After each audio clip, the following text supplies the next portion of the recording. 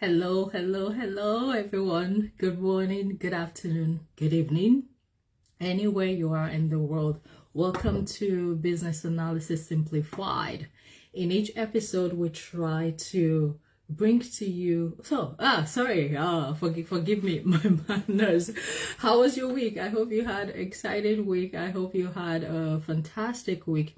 And I hope your weekend is evolving, unraveling into an exciting and an amazing one. So, weekend is a time for you to relax. I hope you get enough relaxation to prepare you for the next week. I am going to try to pull in my business partner, my BFF, your co-host today. So if you see me, of course, now looking through my screen and trying to pull her in. So each episode of Business Analysis Simplified, we try to draw parallels between the business analysis technique or idea. We draw parallels with our everyday living. Hello. Hey, how are you doing? I'm doing amazing. How are you doing? I'm fine, thank you. The Okay, background is a trying to, little different today. Are you away yeah. from home? Mm-hmm. I am away from home, and again, it's one of the tips and the fun of, being able to work from anywhere. Yeah. So I'm just trying to see if, okay, I think this is as best as I can Yes, manage you it. are. You have a perfect frame actually. Okay, okay. I don't know about me though, because this Facebook has a way of just knocking me out of frame by the time I pull you in. I know, but it does look okay today, even though, we could do with seeing a little bit more of you, More of me? Okay, give me 1 second. For How about that? a bit too much, A just a bit too- little bit too much, just Okay, a little bit. Perfect. Now okay. I feel like a traffic warden. Up, down, go, right, left, left. We got a perfect frame today. Great, great, good. Yeah. Okay. So I hope you had a great week. Oh yeah. Oh yeah. It was good. It was Awesome. good. Okay. And you have lots of time for the weekend. Oh man, yeah. You can imagine. A lot planned for the weekend. Awesome. So I asked our audience too. I hope they had a great week. I hope they have something amazing planned for the weekend. If Mm-hmm. not, just have enough relaxation in preparation for the next week. So today on Business Analysis Simplified, we're still in that data environment. I know maybe our audience will be Ooh. like, oh, come on, Mm. enough of this data thing. But again, Mm-hmm. we're talking about business analysis techniques, right? And we can't exclude anyone at all. So it has to be an encompassing thing. So today we're talking Mm-hmm. about data mining, right? The word Mining. mining already, yeah, I know that word mining already gives you some kind of insight into how this works. So when you talk about Mm-hmm. mining, right? What I'm thinking, which I mentioned in the uh, serious version of this technique, the serious version, in Serious case you're version. wondering And which this is one the is a serious version. In case you're wondering which one is a serious version, you go and listen to data mining that we posted on our social media platform on Wednesday. That's the Mm-hmm. serious version. This one is the more relaxed version, where we try to draw parallels between that technique and everyday living. So Yeah. when you hear the word mining, what's coming to my mind readily is gold mining, Mm. right? You Bring know me how the you gold. gold diggers. You know how you gold digging. You know how Yeah. you dig for gold, or how gold miners would dig for gold, but that gold isn't just ready yet. It's not in the ready state yet. Mm-hmm. But they have to refine it. They have to smelt it. They have to filter it. They have to do all kinds of refination to it before it actually becomes real gold, Real like gold. refined gold. So Yeah. likewise, yeah, in side-by-side comparison with data mining, it's exactly the same. So organizations, when they have business problems or they have business opportunity to harness, they look for data. I remember Mm. we said data is information. So they Absolutely. go to, so for instance, if it's a business problem, they're losing customers and they want to know the root cause of that loss, right? They would look for data. They would Mm. look for supporting data. So that's a theory. They're losing customer. Yes, it's a reality, but the theory could be, oh, could it be because of customer service customer service interaction? Could it Mm-hmm. be due to Yeah. some kind of patterns? That's a theory, but you want to prove that theory, or you want to support that theory with data, Okay. right? To be exactly sure, right? So they go dig for data in different portions of their system, their Mm-hmm. database. If it's the one that they keep on-prem, they Yeah. dig for it. If it's the one that is on the server, they dig for it. And then they pull all those data together. They filter it, Mm-hmm. like the gold mine, they filter it, they refine it, right? They sort through. Because what they're doing is they're looking for patterns, like the Yeah. repetition, some form of repetition between the data to Mm-hmm. actually then lock down what it is that is the root cause of that customer loss. And that, again, they'll present to business executives to make informed decision, or to take proactive measures, right? To be able to, you know, do some things, right? To Yeah. prevent that I loss, mean, right? that loss, yeah. So it's more of a root cause system, a technique for finding root causes or Mm, analyzing root causes. right. And then based on the root causes, then we can now make informed decision. What do we want to do? Mm-hmm. Like, for example, you have a bookstore or you have a store, online store, and then you want to, you're thinking, customers, there is customer loss. Just to use the same example you just alluded to, there's customer loss. So we're thinking, what's causing it? So we pull data from across board. When people come to the website, bounce rate, how do they leave? What do they look at, and how long does it take them before they leave? And let's say, okay, fine, they come to the website, they put stuff in their cart. So want to check, is it at the cart level that people stop buying, or do they actually make purchases? Some people leave it in their cart for a while and then, boom, it's gone. Then some people actually buy it and then they return. Mm, Or if we just say, let's see, okay, let's even focus more, let's be more specific. Returns. How come we're selling all these goods and people are returning it? So we want to understand what's going on there. right. So we now find out that, okay, 100 people are bought. We pull the data of these 100 people. Because you remember, for instance, at Amazon, if you're going to make any return, they ask you why. They ask you why Yeah. you return on this. So we pull those return data and then say, why are they returning? What is the pattern here? If it's cost too high, found a better price somewhere. If that is the more recurrent pattern, then we know it's our pricing. If it's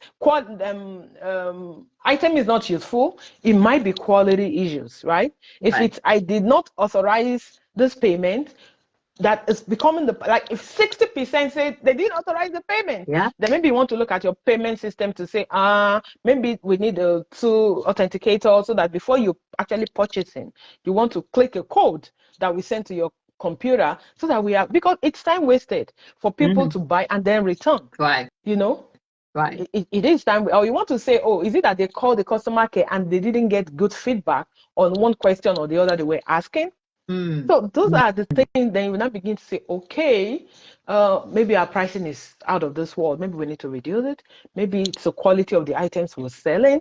Maybe our customer service is just not what it should be. Maybe it's the packaging, because sometimes you know, Ola, you get this stuff delivered to your house and the packaging is wrecked.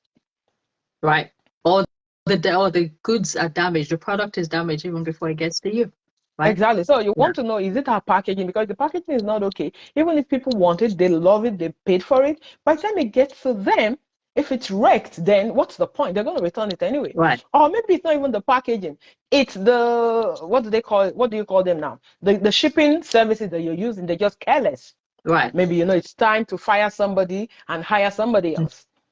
We don't want to fire anybody, but we want to control things. Yes, I am a big proponent of firing. Of not firing. Okay, of not firing people. Yeah. So, as you can use data mining to solve business problems, you can also use it to harness business opportunities. We're not going to delve too much into business lingos or business situations right now, but I just want to quickly point it out that it's not only just to solve business problems, but to harness business opportunity. And the one that's coming to my mind is Amazon and Netflix. Yeah. Have you ever been on Netflix and they will tell you that based on what you watch, based on the movie you watched, right, we're recommending this. They make recommendations for you, or your Amazon sales or purchases, they sell based on what you bought. We're making recommendation that you buy this as well, right? Those are data that have been refined Hmm.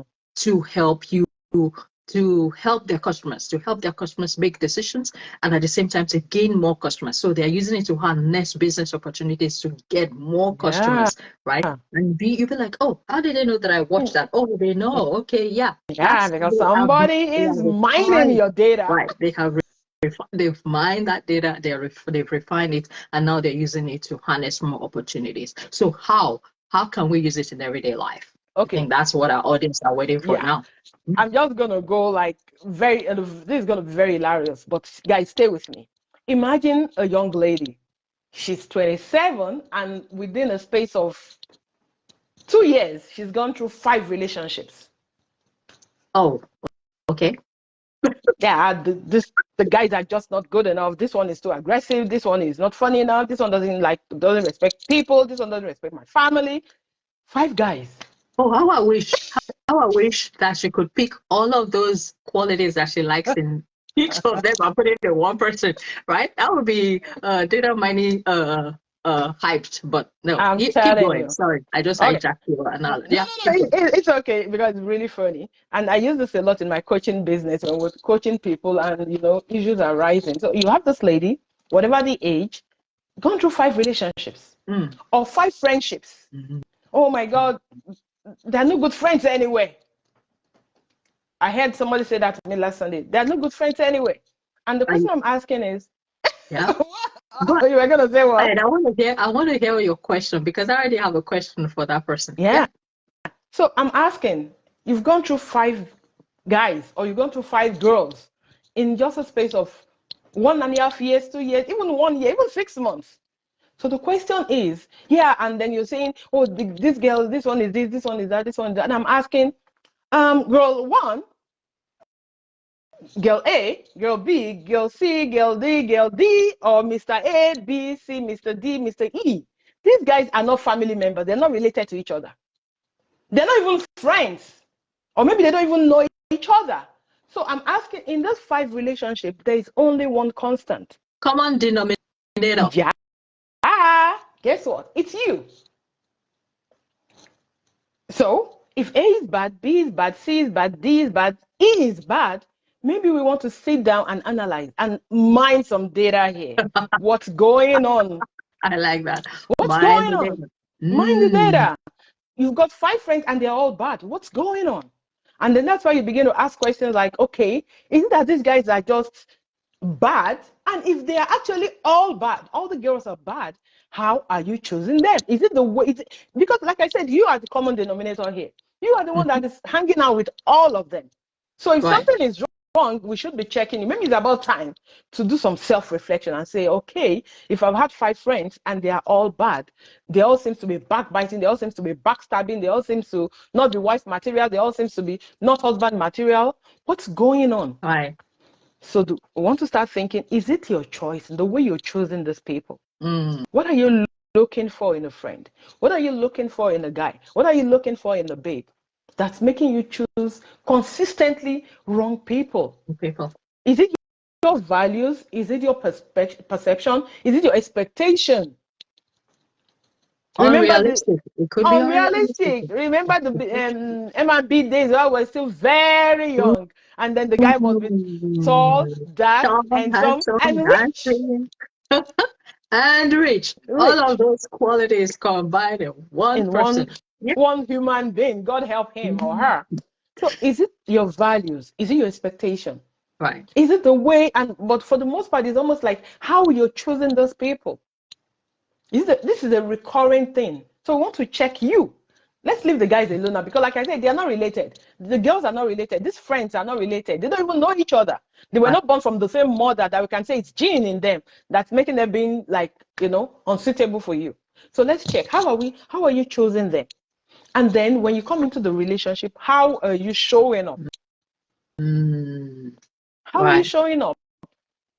Are you showing up as, a good friend? Are you showing up as whatever? We've got to check that. So when we look at all of those data, then we come together and say, okay, there's a pattern here. And based on this pattern, we can begin to look at what are possible solutions? How can we improve on that so that the next relationship doesn't end the same way the 5 others have gone? So it might be choosing, rethinking our standards. It might be rethinking how we're behaving in those relationships.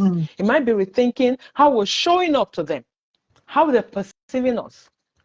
Are they perceiving you as a doormat? Somebody they can walk all over and nothing's going to happen? Or are they perceiving you as very aggressive? Oh, don't even come close to her. She's going to like dice you, bite you, dissect you, and claw at you. Ooh. Tasty. Yeah. So when we do that self-check, self-assessment, we see a pattern. And based on those patterns, we can choose, we can decide that, okay, maybe it's time to start acting differently. So just the same way organizations look at the data mining and they see a pattern and they improve. Right.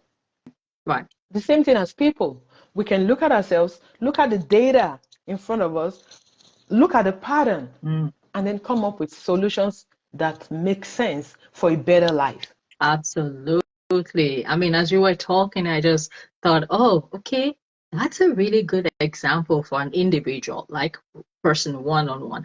How else can we apply this to family? And I'm thinking, oh, when it comes to family time, right? Personalized family activities. You want to look at again the data of your spouse's interest, your children's interest, what it is that they gravitate towards, right?